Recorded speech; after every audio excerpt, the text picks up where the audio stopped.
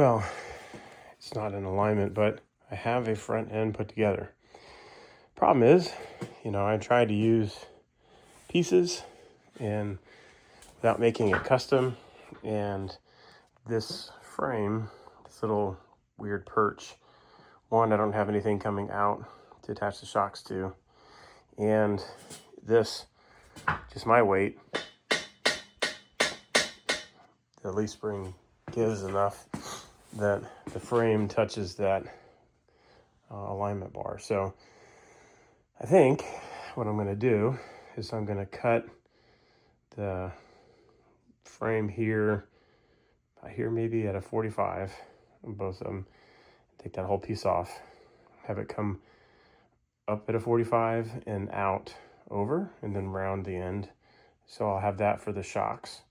I'll have to figure that part out. I had a couple options. One would be to cut this and lower it, so thus raising the frame up, and that would make it clear most likely, but not 100% sure. But then it also didn't give me anything for mounting there, so I still have to add something. So I thought, okay, if I just cut off this and use this in the front, and then I was like, why cut it off to weld it over there when I could just flip it around and use this as the front? So you can see I was getting ready to cut, and then I realized, so what I'm going to do is I'm going to cut this off here. I'm going to cut this notch out so that I can weld it centered here. That doesn't work either, because then I still don't have the thing for the mother. Okay, what I'm going to do is cut this out, this section here, and move it back to here. And then I'll attach the perch, and then I'll take the round pieces from that end and I'll round this so that it looks nice. I think that's gonna work. God bless. So cut these pieces out. A nice curved piece here in the front.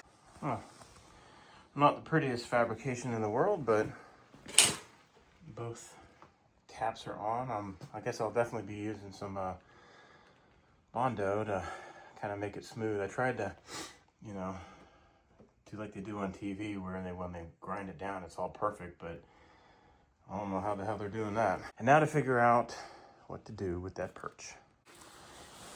So basically, I have two options that I can think of. Oh, that's hot.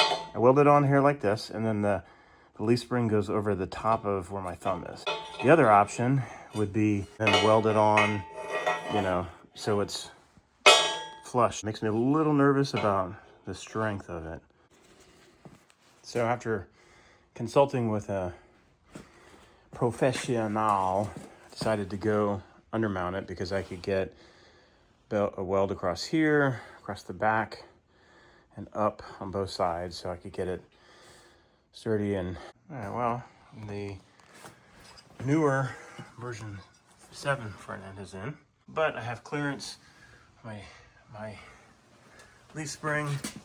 The next thing to figure out, oh god, is this. So this joker here, it's the way that the kit comes is you're supposed to take this, bolt it here, and then a bolt goes through the two of those. And I don't know, that just seems so janky. That's a metric term, I think.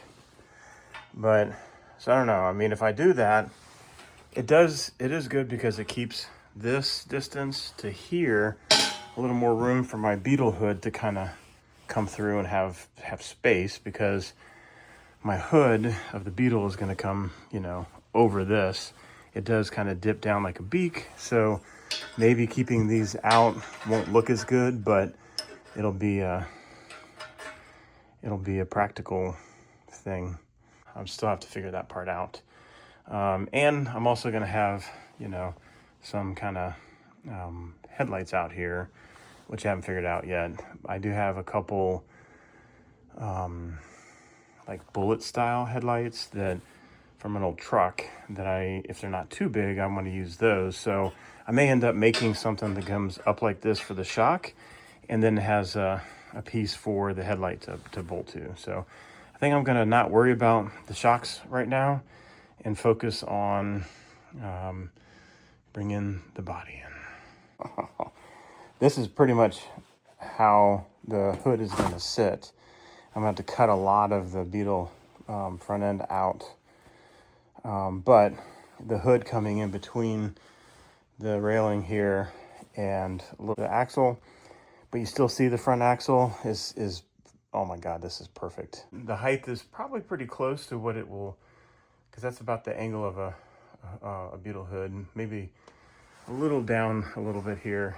But then that puts the roof height at about my armpit level, which is gonna really look freaking slick. So to do this properly, what I have to do is I gotta weld in braces inside the body of the Beetle, cut it in half, carry it in here, and get it. I have to do a lot of cutting in this area to get it to fit over that. That gives me the front half of the Beetle, and then I can take the 225 Slant 6 over there and see where I can mount.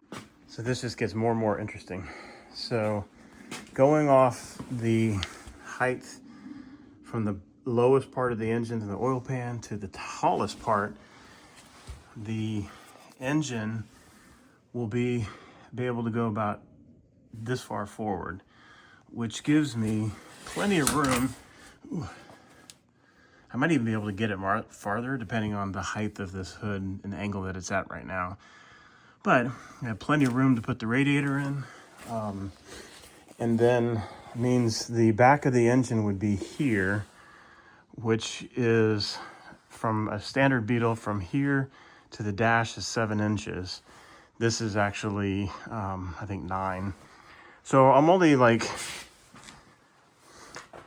maybe 5 inches off. I'll probably have to cut the dash out and move the dash back 5 inches or whatever, have a bigger engine tunnel. So I'll have like a tunnel going down the center, like a normal car. And yeah, I think this is actually gonna work. And I don't have to put the radiator in the back, which is good.